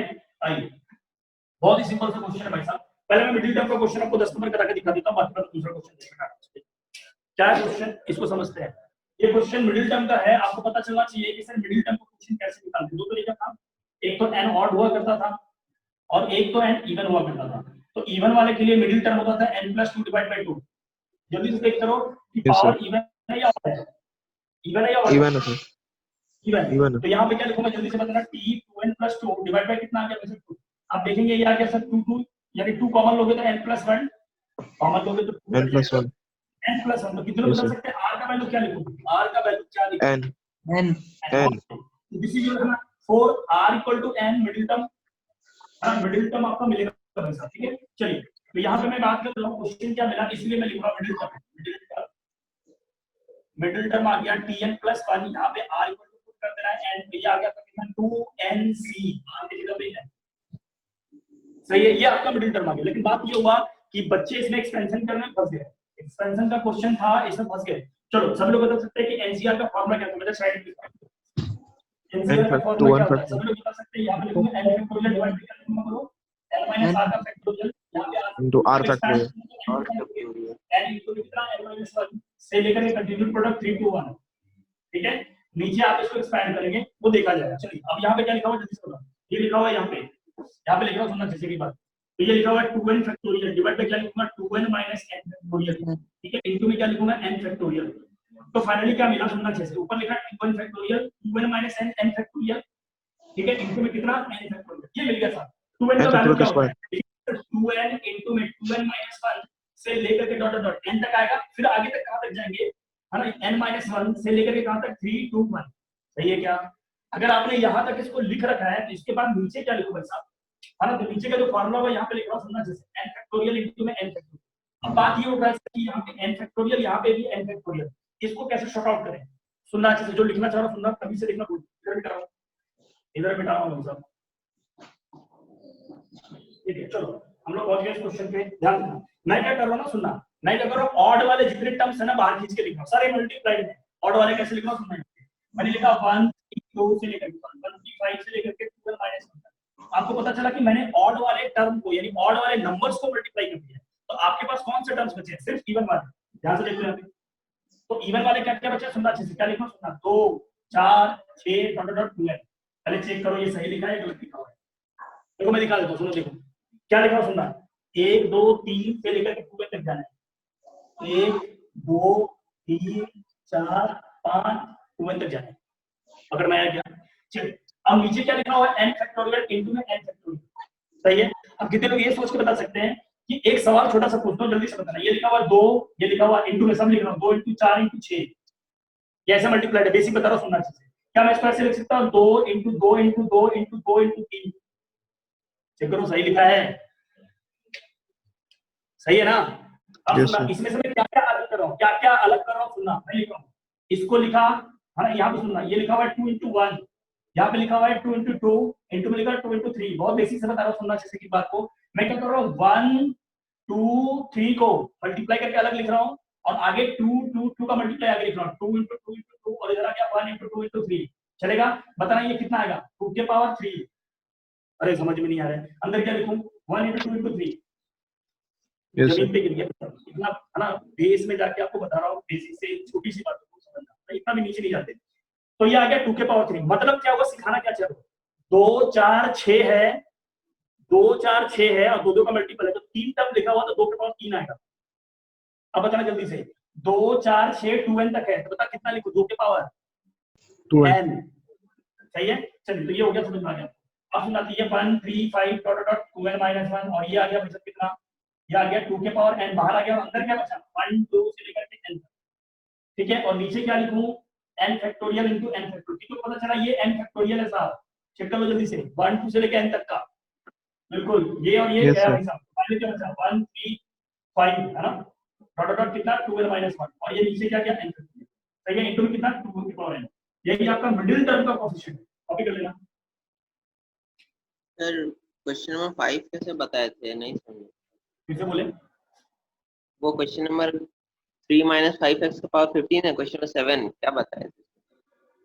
3 माइनस 5x के पावर 15 एनजीटी अभी बताया नहीं, बता रहा हूँ इसको, बता रहा हूँ बताएंगे ठीक है, ये समझ में आ गया भाई साहब। अच्छा तो अगर आपको ये समझ में आ गया ना तो एज ए रिजल्ट है ना बहुत जगहों पे इसका यूज होता है, ये बहुत ही किसी टाइम का मैं बताना चाहूंगा, ये क्वेश्चन ना आई थिंक सब्जेक्टिव टाइम है ना, सब्जेक्टिव क्वेश्चन हुआ करता था या पेपर हुआ करता था, उस समय ये पूछा जाता था, इसको आप याद रखेंगे 2 NCN का जो आंसर होता है ध्यान रखना 1 3 5 डॉट डॉट कितना है 2n माइनस 1 होल पावर कितना लिखूं, यहाँ नीचे n फैक्टोरियल इनटू में 2 के पावर n, आप उसको रिमेंबर रखेंगे, ध्यान रखेंगे याद। आगे बढ़ते हैं, तो अगला क्वेश्चन है एनजीटी का, इसको कॉपी कर लेना। एनजीटी का है, मैं इसको मिटा रहा हूं। आइए एनजीटी के लिए क्या करेंगे सुनना अच्छे से है ना, मैं क्वेश्चन से ही आपको कॉन्सेप्ट बिल्डअप करते चले जा रहा हूं, चीजों को समझते जाना, थोड़ी थोड़ी चीजें याद रखना, ठीक है। एनजीटी कैसे निकालेंगे सुनना, मैं यहां लिख रहा हूं how to find NGT, how to find NGT. NGT का मतलब क्या होता है, न्यूमेरिकली ग्रेटेस्ट है ना, न्यूमेरिकली ग्रेटेस्ट टर्म, ठीक है, ध्यान रखना अच्छे से, न्यूमेरिकली ग्रेटेस्ट टर्म क्या निकालना है सुनना अच्छे से। कभी भी इस तरह का क्वेश्चन आ जाए ना भाई साहब, आपको पहला टर्म क्या करना है, पहला स्टेप, ठीक है, स्टेप 1 फाइंड करना है, r आपको निकालना है जो कि ये वैल्यू होता है less than equal to meaning वहां पे n+1 डिवाइड बाय 1 प्लस है ना first term divide by second term modulus में, ये आ रहा है समझना अच्छे से, दो चीज को समझना, यहाँ पे दो बातें हो सकती है, r less than equal to n+1 1 plus first term divided by second term, in binomial expansion की बात कर रहा हूं, सुनना अच्छे से। करना क्या है इसमें एक बात बताना जल्दी से, कितने लोग बता सकते हैं सर r का जो वैल्यू है, या तो sir r belongs to integer देगा या तो r belongs to non integer देगा, समझना अच्छे से, दो ही बातें हो सकती है, या तो इंटीजर देगा या तो नॉन इंटीजर देगा, वो भी कैसा पॉजिटिव का, सुनना अच्छे से। तो अगर r बिलोंग्स टू इंटीजर दिया, r बिलोंग्स टू इंटीजर दिया तो आपके दो जनरल टर्म आएंगे, यानी दो टर्म्स आएंगे जो न्यूमेरिकली ग्रेटेस्ट टर्म होगा, उसका क्या मतलब वो भी बता देता हूं, समझना अच्छे से। और नॉन इंटीजर दिया तो r का जो वैल्यू लेना है वो यहाँ पे ग्रेटेस्ट इंटीजर लगाना पड़ेगा, use greatest integer to find r, है ना, to find r use greatest integer, है ना, ग्रेटेस्ट इंटीजर r, ठीक है, बहुत अच्छे समझना है एक बात। अब न्यूमेरिकली ग्रेटेस्ट टर्म का क्या मतलब है वो समझते हैं, देखो क्या मतलब है, जैसे लिख रहा हूं 1 है ना, आपसे पूछूंगा जल्दी जल्दी से बताना, 1 + x का होल क्यूब का फार्मूला सभी को याद है, 1 3 3 1, ऑप्शन तो याद है सभी को, बानीबल पढ़ रहे हो, बड़े हो गए, बूढ़े हो गए, चलो देखो x की जगह पे छापना चालू करो, पहले का डिग्री बढ़ेगा, दूसरे का डिग्री घटेगा, 1 लिखा, यहाँ पे x क्यूब लिख देता, बात करता हूं, ठीक है, यहाँ पे क्या लिखो 3x और यहाँ पे x², चलो ठीक है, ये आ गया आपका 1 + x का होल क्यूब।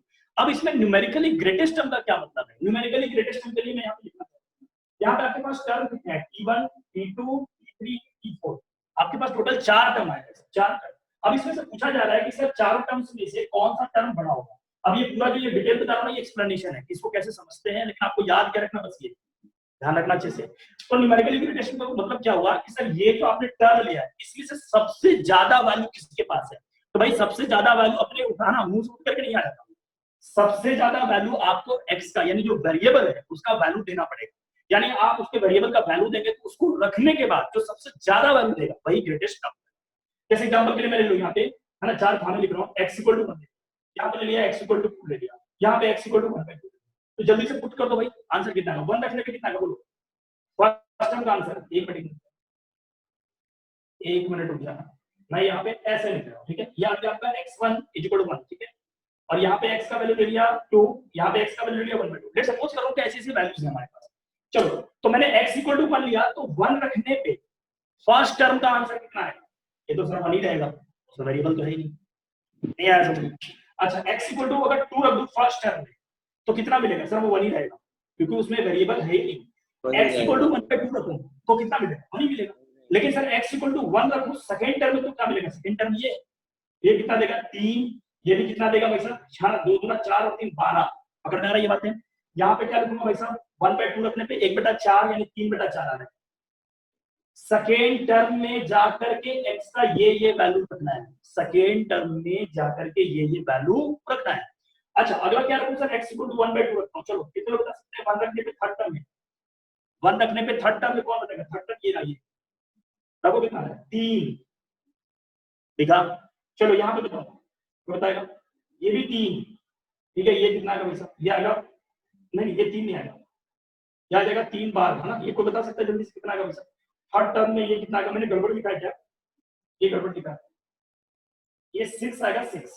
रिपीट कर दो आराम से कि सर x = है ना, x = 1 पे फर्स्ट टर्म का आंसर ये आया, फर्स्ट टर्म का आंसर ये था, सॉरी सेकंड टर्म का आंसर यहाँ पे कितना आया, 3 आया, 1 आएगा 1 रखने पे आपको इसमें फर्स्ट सेकंड टर्म 4 आ गया, ठीक है। अब आराम से समझते हैं। 2 रखने पे सारे टर्म्स में रख के देखो कितना है, तो 2 रखने पे सर फर्स्ट टर्म का आंसर 1 आया, सेकंड टर्म का आंसर 6 आया, थर्ड टर्म का आंसर 12 आएगा, फोर्थ टर्म का आंसर कितना आएगा, 8 आएगा, सही है। चलिए अब x = 1/2 रखूंगा तो सर 1/2 रखने पे फर्स्ट टर्म पे आंसर कितना आ रहा है, 1 आ रहा है, सेकंड टर्म पे आंसर कितना आ रहा है, 3/2 आ रहा है, थर्ड टर्म में कितना आएगा, 3/4 आएगा, लास्ट टर्म में कितना आएगा, 1/8 आएगा।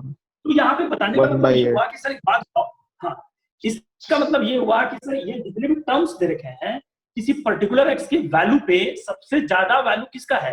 तो मैंने अगर बोल दिया कि मान लो सर मैंने x = 2 रखा है, इस एक्सपेंशन में x = 2 रखा है, तो सबसे ज्यादा टर्म्स किसका पास है, यानी सबसे ज्यादा वैल्यू किस टर्म के पास है। तो मैंने देखा भाई इसको मैच करूंगा, देखूंगा सबसे ज्यादा कौन से टर्म के पास है, पकड़ में आ रही है बात, ठीक है। अच्छा मान लीजिए सर x = 1 रखा है, तो बताइए कौन से टर्म्स के पास सबसे ज्यादा वैल्यू है। तो मैंने यहाँ पे रखा तो सर 3 इसके पास भी आ रहा है, 3 इसके पास, यानी यहाँ पे दोनों बराबर वैल्यू आ रहे हैं, पकड़ में आ रहा है। तो इसमें क्या हो रहा है कि हमने क्या देखा कि सर ये जो वैल्यू दे रखा है ना, ये 3 पे आएगा या तो फिर 2 पे आएगा, सिंपल सा बात समझ में आया। तो सिंपली आपको सीखना क्या है, मैंने जो आपको सिखाना चाहा है कि न्यूमेरिकली ग्रेटेस्ट टर्म का मतलब हुआ किसी x के पर्टिकुलर वैल्यू पे पूरे बाइनोमियल एक्सपेंशन में किस टर्म के पास सबसे ज्यादा वैल्यू कंटेन है। तो सिंपल सी बात है, पहले आप r निकालेंगे, ये कैसे आया, फिर से वही बात आती है कि प्रूफ करके दिखाओ, प्रूफ नहीं करना चाहते, ठीक है। सर बोल रहे हैं कि ये जो आपका जो इस एक्सपेंशन का मिडिल टर्म होगा उसका ग्रेटेस्ट वैल्यू नहीं होगा सर, इस एक्सपेंशन का मिडिल टर्म, हाँ वही जो क्वेश्चन का एक्सपेंशन है। नहीं आप बिल्कुल सही कह रहे हैं कि सर इस एक्सपेंशन में मिडिल टर्म का ज्यादा वैल्यू नहीं होगा, आप मिडिल टर्म में ग्रेटेस्ट कोएफिशिएंट की बात करेंगे, ग्रेटेस्ट कोएफिशिएंट की बात करेंगे वेरिएबल को छोड़ करके। आप बिल्कुल सही कह रहे हैं कि सर मिडिल टर्म का ग्रेटेस्ट वैल्यू होता है, नहीं ग्रेटेस्ट कोएफिशिएंट होता है। तो ग्रेटेस्ट कोएफिशिएंट का क्या मतलब हुआ, एनसीआर की बात करेंगे, लेकिन आप देखो ना सर इसमें जो वैल्यू आ रहा है और इसमें जो वैल्यू आ रहा है अलग अलग आ रहा है, तो डिपेंड करेगा कि x का वैल्यू किस पे डिपेंड कर रहा है, ठीक है। तो सर अगर हमारे पास कोफिशिएंट उसका ज्यादा है तो फिर हम लोग वहाँ पे 1 पुट करके देखेंगे। नहीं अपने मन से पुट नहीं करना। जैसे मान लो मिडिल कोएफिशिएंट आपका 10 है, लेट सपोज कर लो 10 है, ठीक है, और आपका x का पावर वहां पे 4 चल रहा है सपोज करना, और वहां पे x का वैल्यू मैंने 1/√2 लगा दिया या 1/3 लगा दिया, तो सोचो वो वैल्यू और कितना डिक्रीज हो जाएगा, क्योंकि आप 3 बिठा ना 1/3 का पावर 4 से उसको डिवाइड करोगे, समझ में आ रहा है, तो वो और छोटा हो जाएगा, ग्रेटेस्ट कहां रहा हो, अगर मैं आई बात। तो यहाँ पे बाइनोमियल कोएफिशिएंट में मिडिल टर्म को डायरेक्टली एनटीजी कहना या न्यूमेरिकल ग्रेटेस्ट टर्म कहना वो सही नहीं होगा, समझ में आ रहा है ये चीजें। तो एक्सपेंशन लिख करके r निकाल लेना, r निकाल के पुट कर देना, वो न्यूमेरिकली ग्रेटेस्ट टर्म कहलाएगा, ठीक है। चलिए बहुत ज्यादा डिस्कस कर दिया इस पे, क्वेश्चन रुकिए सर, 1 मिनट सर, सर लिखने दीजिए। हाँ मैं लिखवा दे रहा हूँ वापस सब लिख, अरे गुस्सा नहीं करना, लिख r इक्वल टू हो सकता है इंटीजर होगा, r हो सकता है इंटीजर नहीं, ठीक है। अगर इंटीजर नहीं हुआ तो r को आप ग्रेटेस्ट इंटीजर नहीं,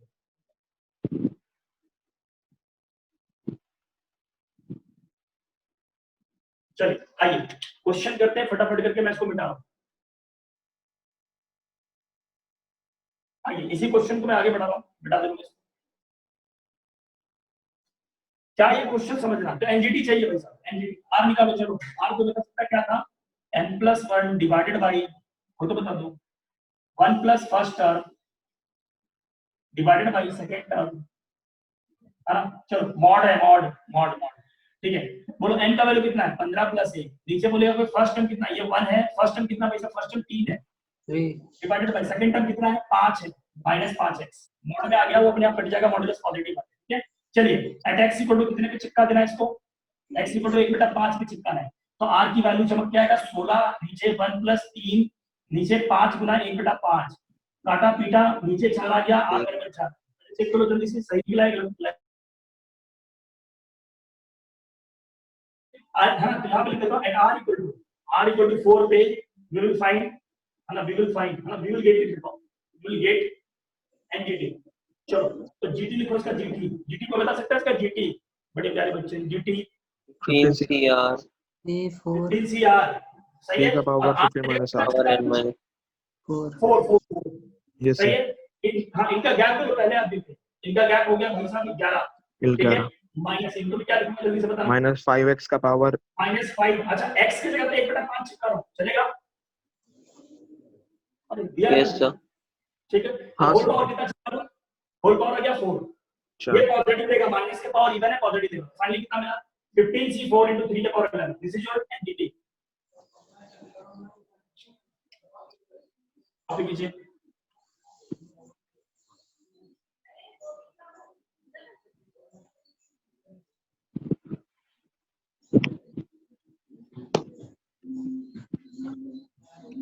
एक बच्चे ने मेरे से पूछा था कि सर मिडिल टर्म का ग्रेटेस्ट कोएफिशिएंट होता है, एक बच्चे ने पूछा, उसका डाउट क्लियर कर रहा हूं, फिर से वापस से देख लेना भाई साहब जिसने भी पूछा था। देखो अगर मैं इससे पूछूं कि मिडिल टर्म क्या होगा, इसका 15 का मिडिल टर्म क्या होगा, दो टर्म होगा मिडिल टर्म वाला n+1/2 और n+3/2, यस सर ठीक है, लेकिन आप यहाँ पे देखेंगे तो tn+1/2 डिवाइड बाय 2 यहाँ पे लिखा, तो t कितना आएगा 16/2 यानी 8, यानी आपका t8 जो होगा मिडिल टर्म होगा और t8 का ग्रेटेस्ट कोएफिशिएंट होगा, लेकिन यहाँ पे किसका आ रहा है, यहाँ पे श्योर चलो आगे बढ़ते हैं। तो एनजीटी का क्वेश्चन खत्म होता है, वो भी क्वेश्चन मैंने आपको करा दिया, ठीक है, अगला क्वेश्चन 16 सर 10 तक हो गया, 10 से लेकर के 20 तक में बताओ, 16 10 से लेकर के 20 तक में बताओ, 16 सर क्वेश्चन नंबर 16 और किसी का, 14 सर क्या बोलना चाह रहे हो, 14 चलिए 14 16 और कोई 11 10 से, हाँ 10 से लेकर के 20 तक में कौन सा क्वेश्चन, 11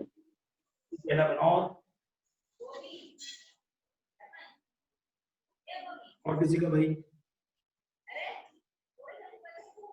चलिए ठीक है कोई बात नहीं, देख लेते हैं क्वेश्चन नंबर आ गया 14 क्वेश्चन नंबर कहाँ गया, ठीक है ये 14 आ गया, उसके बाद आ रहा है आपके सामने 16 कैसा है भाई, चलिए 16 भी आ रहा है, लास्ट में आ रहा है 11, आइए 11 से शुरुआत करते हैं, the sum of the last 8 coefficient in the expansion of, चलिए ठीक है क्वेश्चन नंबर 11 ले रहा हूँ, 1 + x की पावर में 16 दे रखा है, ठीक है, इसके लास्ट 8 कोएफिशिएंट जो होंगे, the sum of the last 8 coefficient in the expansion, चलिए तो बता सकते हैं इसका एक्सपेंशन क्या आएगा, लास्ट 8 कोएफिशिएंट कौन बताएगा, 3CR ठीक है का पावर R, हाँ पहले इसको लिख लो, 16CR है ना, 16CR यानी 16 1 को लिखने की कोई जरूरत ही नहीं पड़ेगा भाई साहब, डायरेक्ट बात कर रहा हूं है ना, यहाँ पे लिखा 16 हाँ 16C0 + 16C0 x के पावर 1, समझ में आ रहा है, इन दोनों का गैप 1 पे कुछ भी लिखो कोई फर्क नहीं पड़ेगा, x की पावर 0 आएगा, अगला लिखा भाई साहब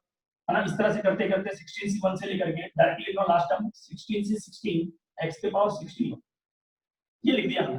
अब इसमें ये बोला आपके कि लास्ट की जो 8 टर्म है उसके कोएफिशिएंट बताएं, यानी उनके कोएफिशिएंट का सम बताएं, उसने बाइनोमियल कोएफिशिएंट का सम नहीं पूछा है साहब, उसने बोला कि कोएफिशिएंट बताएं सम ऑफ द कोएफिशिएंट, यानी टोटल कोएफिशिएंट की बात करते हैं। चलिए बात कर लेते हैं, तो कितने लोग बता सकते हैं कि सर इसका आंसर कितना आएगा, एक सवाल पूछता हूं जल्दी से सोच के बताना, आराम से देखो रिपोर्ट, कितने बता सकते हैं कि अगर मैं एक जेन्युइन क्वेश्चन पूछूं, पहला क्वेश्चन पूछ रहा हूं, सम ऑफ द कोएफिशिएंट को बता सकते हैं, सम ऑफ द कोएफिशिएंट किसी को याद है, मैंने बताया था x की वैल्यू पे 1 रखेंगे 2 का पावर 6, मैंने बताया था कि सम ऑफ द कोएफिशिएंट कभी भी फाइंड करना हो तो एट x = 1 होगा, वेरिएबल को गायब किया तो ये आ गया 2 की पावर 16, सही है, अब यहां से लिखना चालू करो, तो ये आ गया 16C0 से लेकर के 16C1 dot dot dot dot, यहाँ पे आ गया 16C16। अब मेरे को बताया जा रहा है कि सर आपको लास्ट के 8 कोएफिशिएंट का आंसर चाहिए, तो लास्ट के 8 कोएफिशिएंट कौन कौन है को बता सकता है, लास्ट के 8। या देखो ना, मैं लिखना चालू करता हूँ, अपने को क्या चाहिए लिख रहा हूँ, है ना, क्या चाहिए, 16C16 प्लस 16C15 से लेकर के 8 तक जाना है। जल्दी से बताओ क्या लिखूं, 16C क्या लिखूं, 9 चलेगा क्या, 9 यस सर। सही है क्या, चेक कर लेना, 9 से लेकर के 16 तक काउंट करूंगा, 8 ठीक टर्म है। आए क्या, ये टोटल 8 है क्या, यस सर। सही है क्या। अब मेरे को इसका सम चाहिए, इसका सम चाहिए, कैसे निकालूं, कोई बता सकते हैं कैसे निकालूं आंसर, कैसे निकालूं 45। ज्यादा किसी को मैंने एकदम जब पहला क्वेश्चन जब करवाया था वाला क्वेश्चन, देखो जब मैं बोर्ड लिखा समेशन में r इक्वल टू 0 से लेकर के 10 तक, और यहाँ लिखा था 20CR, याद है। और इस क्वेश्चन में मैंने करवाया था कि आधे टुकड़े का ही आंसर दिया था मैंने, और आधे टुकड़े का मैंने गायब कर दिया, सही है। तो उस तरह से मैंने क्या करा था, वहां पे अप्रोच क्या था अपना, कि वहां पे s मान लिया करते थे, s मानने के बाद जब फिर से टुकड़े को क्या करते थे, उल्टा करके लिखते थे, फिर उसको s मान लेते, तो दोनों को जोड़ करके फिर आंसर आएगा। कोई बात नहीं, चलो मैं यहाँ पे सॉल्व कर लेता हूँ इसका। मैं मान लेता हूँ कि सर ये 8 टर्म है, मैं जरा जोड़ दूं, 9 1 10 हो गया, ये 2 टर्म हो गए, उधर 6 टर्म हो गए, 8 टर्म हो गए, इसको मैंने s बोल दिया, वैसा कोई डाउट नहीं होना चाहिए, ये अपने को पता सर ये आंसर दे, ठीक है, ये आंसर दे, सही है क्या। चलिए अब मैं इसी से अप्रोच करता हूँ, कितने लोग बता सकते हैं, जल्दी जल्दी सुनना, 2 के पावर 10 लिखा है, सॉरी 2 के पावर 16 लिखा हुआ है, और यहाँ पे लिख रहा हूँ, बहुत अच्छे से समझ रहे, यहाँ पे लिख रहा हूँ 16C0, है ना, 16C1 से लेकर के यहाँ तक चला 16C8 तक, ठीक है, प्लस 16C9 से लेकर के वापस चला 16C16 तक। कितने लोग बता सकते हैं, जो पूछ रहा हूँ जल्दी से बताना, कि कितने लोग यहाँ पे बता सकते हैं, ये 2 के पावर 16 जो लिखा हुआ है, यहाँ पे लिखा 16C0, बस यहाँ से बताना, क्या आप इसको उल्टा करके लिख सकते हैं क्या, 16C, हाँ हाँ सर, 16C7, 16C7 आएगा, तो यहाँ पे यस सर।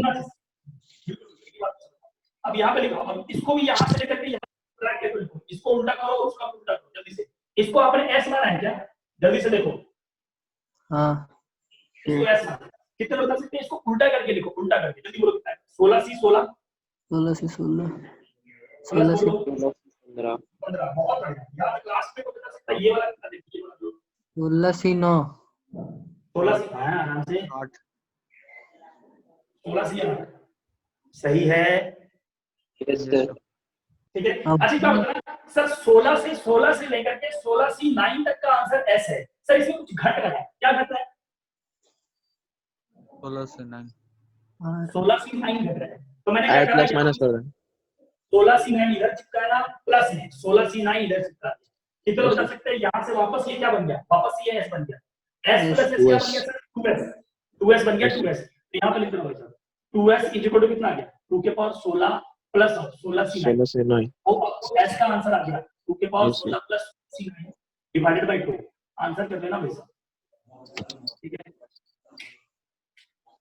चलिए अगला क्वेश्चन की तरफ बढ़ते हैं, तो 11 खत्म होता है, इस तरह क्वेश्चन मैंने बना रखा था, छोड़ो आगे बढ़ो, रुक जाइए, रुक जाइए।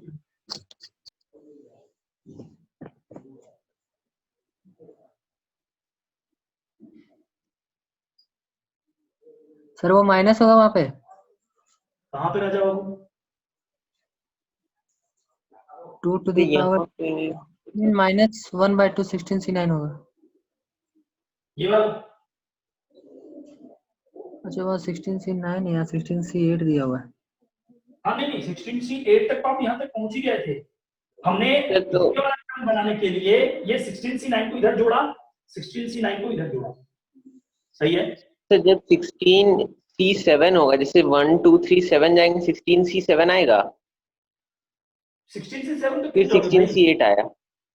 हाँ आप यहाँ देखो ना, सर यहाँ से लेकर के यहाँ तक को आपको छोड़ दिया पहले, यहाँ से लेकर के यहाँ तक का आंसर आपने S माना है, मैंने क्या करा, इसको रिवर्स में लिखा है, तो रिवर्स में लिखा तो 16 से लेकर के 16 से 18 तक आया है, सर आपने को पता 16 से 9 तक का आंसर S है, तो यहाँ तो 8 ही तक आ रहा है सर, तो हमने अपने घर से छोड़ा भाई, यहाँ पे 16 से 9 जोड़ दिया, उधर भी जोड़ दिया, तो ये कंप्लीट हो गया, फिर वापस मैंने ये टोटल, ठीक है सर, ठीक है,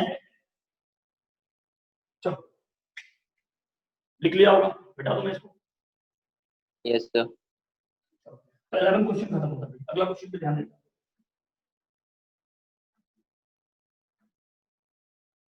क्वेश्चन संख्या अगला है 11 खत्म होता है, 14 पे आता हूं जल्दी से। क्वेश्चन नंबर 14 क्या दे रखा है यहाँ पे, 13 के बाद 14, हाँ क्वेश्चन नंबर 14 दे रखा है कि n का जो वैल्यू है 2 से बड़ा लेना है, ठीक है। तो इसने बोला है कि summation of r equal to 0 से लेकर के, अगला इसने बोला बहुत अच्छे से समीकरण से लिखते जाना, n माइनस r, ठीक है। यहाँ लिखा है n minus r plus 1 CR, इसकी वैल्यू क्या होगी आपको बताना है। कितने लोग बता सकते हैं कि ये जो समेशन लिखा हुआ है r इक्वल टू 0 से लेकर के n तक, मैं इसको और अच्छे से लिखता हूँ, n माइनस r, यहाँ पे n माइनस r और यहाँ पे लिखा हुआ है प्लस 1 और ये CR, इनटू में लिखा है -1 की पावर r। क्या समझते हैं इस बात से? क्या इस तरह का क्वेश्चन स्टार्टिंग में मैंने कराया था कि नहीं कराया था? मैंने क्या देखा था कि पैर चेक कर लेना किसके ऊपर पड़ रहा है। जल्दी बताओ, जल्दी बताओ क्या लिखोगे, बोलो भाई साहब। 1 सेकंड टर्म हो जाएगा सर उसमें -1। 1 सेकंड टर्म होगा या -1 होगा, जल्दी बताइए। 1 सेकंड टर्म होगा या -1 होगा? -1। -1 होगा। अच्छा, उसके बाद जो फर्स्ट टर्म होगा वो फर्स्ट टर्म क्या होगा, जल्दी से बताइए। फर्स्ट टर्म क्या होगा, जल्दी से बताइए भाई साहब। फर्स्ट टर्म के लिए क्या पहले आदमी पे कुछ दे रखा है क्या? पहला आदमी है क्या कहीं पे? नहीं है। अच्छा एक बात बताओ, सिंपल सा क्वेश्चन, 1 कॉमा में चले गए आप लोग, कॉमा से थोड़ी देर के लिए बाहर में आए, NCR 1 के पावर r, कितने लोग बता सकते हैं इसका जो एक्सपेंशन रहा होगा वो कैसा होगा बताओ। दूसरा आदमी में पैर है सर, मैंने 1 लिख दिया, और जो पहला आदमी है सर वो है ही नहीं, तो मैंने 1 लिखा। सिखाया था क्या? हाँ सर। सिखाया था क्या? ठीक है चलिए, अब यहाँ पे ध्यान से देखना, पहला आदमी तो दिख नहीं रहा सर, उसको 1 दो, दूसरे आदमी पे पैर पड़ा हुआ लेकिन वो -1, ये लो -1, आंसर 0 आ रहा है। नहीं आया सर, आ गया। चलो अगला क्वेश्चन। तो 14 भी निपट गया, 16 पे आता हूं मैं। 15 सर। नहीं 16 पूछा ना, 16 15 भी है क्या आपका? Yes sir. अच्छा 15 भी है, चलिए 15 भी ले लूंगा। आइए 15 पे आता हूं। Coefficient of x to the power n, question देगा 1 + x की पावर k प्लस 1 + x की पावर k प्लस 1 प्लस में लेकर के डॉट डॉट डॉट करते हुए 1 + x की पावर में n, इसने ऐसा दिया होगा सर, और इसने ये बोला बाजू में जाकर के m जो है k से बड़ा है और n से छोटा है, पूरा ठीक है। अच्छा तो उसने बोला है कि x के पावर n का कोएफिशिएंट बताएं, x के पावर m का कोएफिशिएंट, ठीक है। अच्छा मैं आपके दिमाग में एक चीज छोड़ के जा रहा हूं बस लिटिल बिट सेकंड के लिए, कोई बता सकता है कि ये कौन सा सीरीज है, एपी है या जीपी है? जल्दी सोच,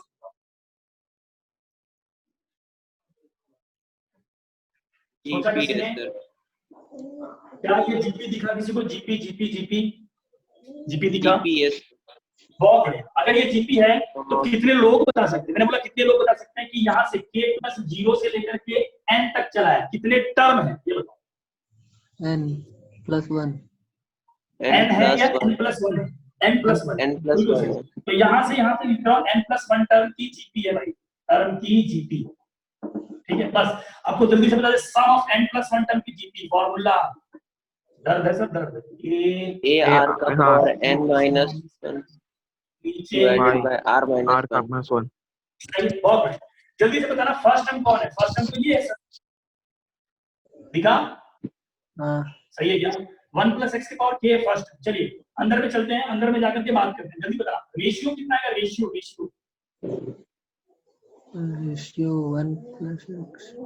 नहीं भाई साहब रेशियो कटेगा ना, k की कट गया, एक बचा, क्या बचा? x + 1, 1। सही है ना? Yes sir. चलिए उसका पावर कितना लिख दूं? n + 1, माइनस में क्या लिखूं? 1, नीचे क्या लिखूं?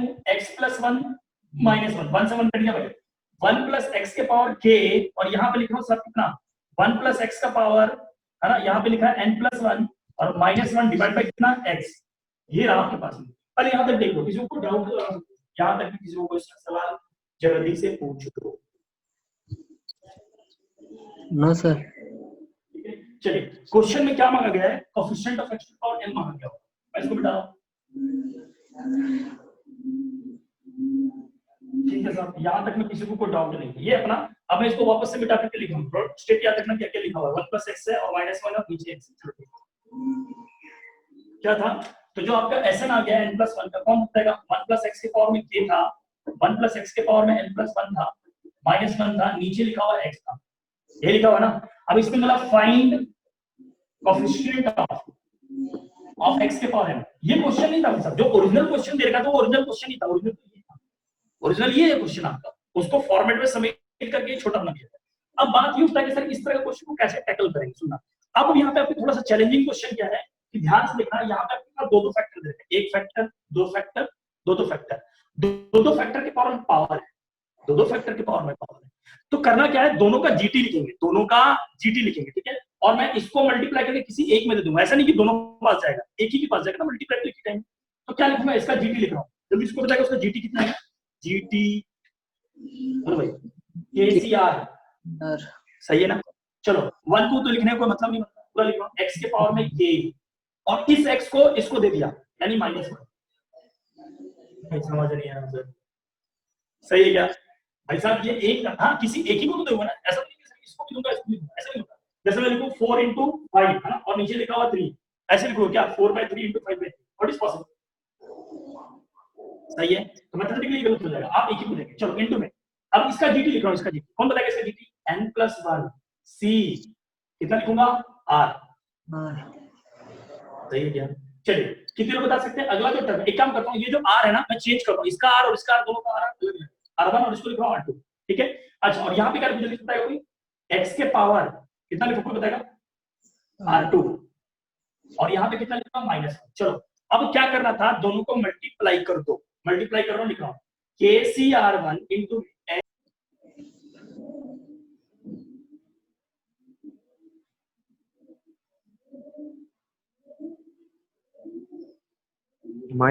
माइक ऑफ हो गया था। ये सही लिखा हुआ, पहले चेक करो एक बार फिर से।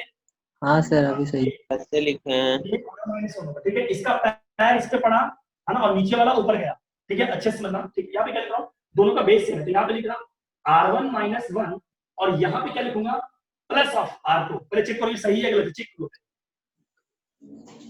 सही है, हाँ सर सही है। चलिए और माइनस में क्या लगाऊंगा, ये माइनस में एंट्री करेगा पूरा, ये लिखूंगा KCR1, यहाँ पे क्या लिखूंगा x के पावर में है ना r1 - 1, दैट्स इट, यहीं तक आपको लिखना है। पहले चेक करो, यहाँ तक कोई डाउट है तो पूछो। मैं फिर से रिपीट कर रहा हूँ, इसमें एक छोटा सा कॉन्सेप्ट आपको फिर से सिखा रहा हूँ, कभी भी दो फैक्टर आ जाए उसका पावर अलग अलग हो तो आप उसको जीटी अलग अलग लिखेंगे in terms of r1 r2, ये r1 ये r2 लिख लिया, मल्टीप्लाई कर दिया। अब सामने वाले ने R1 R2 क्या है सर, R1 और R2 जो है ना, ये जो आपका पावर यानी R जो ले रहे हो उसका R दोनों का डिफरेंट होगा। जैसे यहाँ पे मान लो ना, यहाँ पे 10C2 आ रहा है तो यहाँ पे 10C3 आ होगा, दोनों सेम कैसे हो सकते हैं, अलग अलग लेना, ठीक है। चलो बहुत बढ़िया। अब क्या करना है अपने को, ये R1 है और ये R2 है, ये R1 है। अब सवाल ये उठता है कि सर कोएफिशिएंट ऑफ x के पावर m मांगा गया है, m, तो कितने बता सकते हो कि m लाने के लिए x के पावर m चाहिए, तो मैं इसको m बना दूंगा, नहीं आया समझ, यस सर, इसको भी क्या बना दूंगा, m बना दूंगा। तो मैं क्या कर दूंगा, एक बात तो समझना, इधर से r1 - 1 प्लस ऑफ कितना r2 = m और इधर से क्या लिख रहा हूं r1 - 1 = m। अब यहां से r1 की वैल्यू आ गई n+, कितना बता सकते हैं, r1 प्लस की वैल्यू यहां रख दूं तो r2 का वैल्यू आ जाएगा। जल्दी चेक करो, सही लिख रहा हूं गलत लिख रहा हूं, यहां पे लिख रहा हूं m+1 - 1 प्लस r2 और यहां पे कितना आ गया भाई साहब m। देखना m से m सन्नाटे में, ये से ये सन्नाटे में, तो r2 की वैल्यू कितनी आ गई 0, कोएफिशिएंट निकल के आ गया साहब, आपका आंसर आ गया सीधा सीधा। इधर वाले में r1 में आप m+1 पुट कर दो और इधर वाले में r2 को 0 पुट करो, जहां जहां r1 r2 है पुट करो, x के पावर m निकल के आ जाए। चलो कोई डाउट है तो पूछ लो, रिपीट कर दे रहा हूं, r1 की जगह m+1 इसमें पुट कर दो पूरे इक्वेशन में, जहां जहां r1 है, r2 की जगह पे क्या पुट कर दो 0, जहां जहां r2 रख दो, x के पावर m दिखना चालू हो जाएगा, उसको बाहर लिखना, जो अंदर बचेगा वो कोएफिशिएंट। सर इस बोर्ड का जो फर्स्ट स्टेप है उसमें जो x है नीचे, जो डिवीजन में x है फर्स्ट लाइन, हाँ उसको कोई एक में ना जाके डिवाइड किए थे। हाँ एक में, इसमें क्या, इसमें इसका जनरल टर्म बोलो ना, KCR1 पहले आखिरी पे इसका गैप चलेगा, वो तो 1 है, वो गायब हो गया, दूसरे आदमी को पैर लिख दिया, और ये x के ऊपर जब लेके जाओगे तो माइनस में देगा। यस सही है यहाँ तक में? यहाँ पे x का पावर m दो टर्म, मतलब तो फाइनल कोएफिशिएंट क्या आएगा उसका? फाइनल कोएफिशिएंट आएगा x के पावर m। x के पावर m m, उसका तो कोएफिशिएंट खोजना है ना। आपको एक मिनट, आपका आंसर क्या चाहिए? Find the coefficient of x के पावर m। तो जो x हाँ। का पावर है वो आपको कैसा चाहिए? m चाहिए। m, तो आप इसकी जगह पे क्या रखोगे? m रखना। फिर इसकी जगह हाँ। पे क्या रखोगे? m रखोगे। तो यहाँ से r1 की जगह m+1 मिल गया, और r2 की जगह पे क्या लग गया? 0 मिल गया। तो जहां जहां r1 r2 है वहां पे चिपका देंगे। समझ में आ रहा है? तो यहाँ भी आपको x के पावर m चालू हो जाएगा दिखना, यहाँ भी x के पावर m दिखना चालू हो जाएगा। ये x के पावर m, ये x के पावर m बाहर आ जाएगा, जो डब्बे में बचेगा this is your coefficient of x के पावर। कर लोगे या पूरा बताऊं?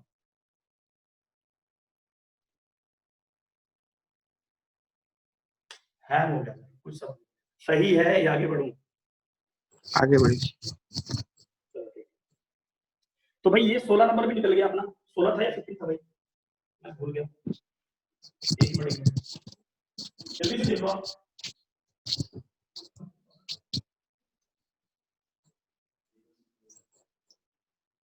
चलो तो भाई यहाँ तक में हमने खत्म कर लिया है इन सब क्वेश्चन को। तो 15 नंबर पे निपट गया भाई। 15 नंबर के बाद में आता है 16 नंबर आपका क्वेश्चन। पहले देख लेना आराम से, इसमें कोई डाउट हो तो पूछना आराम से, मैं छोड़ डालता। अगर आपको अभी भी डाउट है तो पूछ लो, मैं इसको पूरा क्लियर करूं। देख लो आप कि नहीं सर आप आंसर पूरा निकाल के दे दो, वो सही रहेगा हमारे लिए।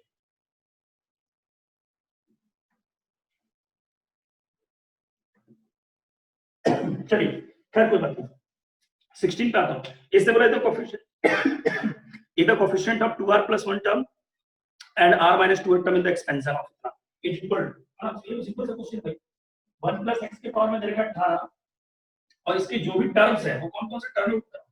t2r + 4, और ये वाला टर्म दे रखा है यहाँ पे r - 2। ये दोनों आपस में इक्वल है, दोनों आपस में इक्वल है, both are equal, both are equal. ये क्वेश्चन वाला कह रहा है बोथ आर इक्वल, ठीक है क्या? चलिए अब ये लास्ट क्वेश्चन है, इसके बाद समझना अच्छे से। अगले क्लास में हम लोग कॉम्प्लेक्स नंबर स्टार्ट करेंगे। ये डिस्कशन मान के जो हमने आधा कर लिया है, कुछ कुछ बचेगा उसको कंप्लीट करेंगे। भाई जल्दी से बताना यहाँ पे r का वैल्यू क्या है बताएगा, यहाँ पे और यहाँ पे r का वैल्यू क्या है बताओ।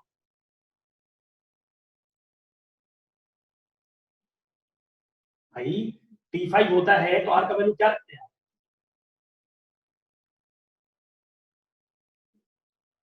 कोई सुन रहा है मेरी बात?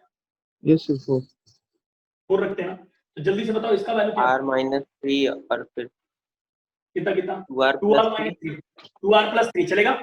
यहाँ पे देखो, यहाँ पे r - 3, ठीक है, इसको कैपिटल आर बोल देता ना, कैपिटल आर। तो ये आ गया r माइनस, ठीक है।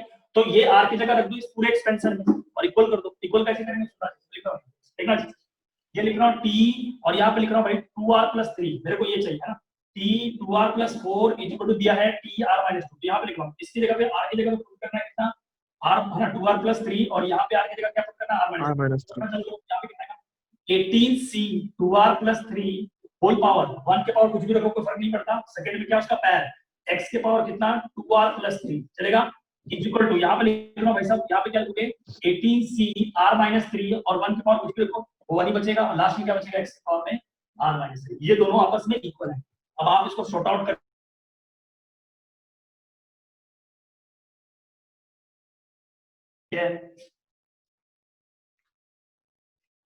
चलो भाई, तो आज इतना ही रखता हूँ। बाकी अगले क्लास में जो भी डाउट बचा है उसको कंप्लीट करेंगे। बाकी आप अच्छे से कर लेना, सारा कॉन्सेप्ट बता रखा है, ठीक है, सारा कुछ बता रखा है। अगले क्लास में जल्दी से ये है ना डिस्कशन खत्म हो जाएगा, क्योंकि मैक्सिमम चीज मैंने बता रखा है, ठीक है। समेशन वाले सारे क्वेश्चन सीरीज के स्टार्टिंग में बता दिया है। अगले क्लास में बहुत कोशिश करेंगे कॉम्प्लेक्स नंबर स्टार्ट करने का, ठीक है। बोलो भाई, और किसी को कोई डाउट है पूछ लो, अदरवाइज यहाँ पे ऑफ कर दो। सर बस स्क्रीनशॉट लेना था। क्या कहना चाह रहा? हाँ ठीक है।